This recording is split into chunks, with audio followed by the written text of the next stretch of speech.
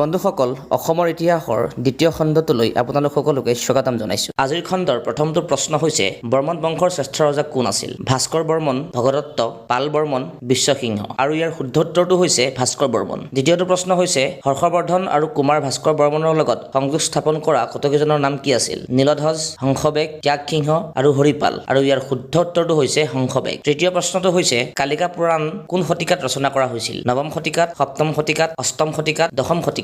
আৰু ইয়াৰ শুদ্ধ উত্তৰটো হৈছে দশম শতিকাত। 4 নম্বৰ প্ৰশ্নটো হৈছে কোচ ৰাজ্য কোনে স্থাপন কৰিছিল? বিশ্বসিংহই, শিৱসিংহই, নীলধ্বজ, বান ৰজাই। আৰু ইয়াৰ শুদ্ধ উত্তৰটো হৈছে বিশ্বসিংহই। এতিয়া আগবাঢ়ো পঞ্চমটো প্ৰশ্নলৈ। কোচ শব্দৰ উৎপত্তিৰ উৎস কি? কনৌজ, কুৱাজ, কৃনাজ, এটাও নহয়। আৰু ইয়াৰ শুদ্ধ উত্তৰটো হৈছে কুৱাজ।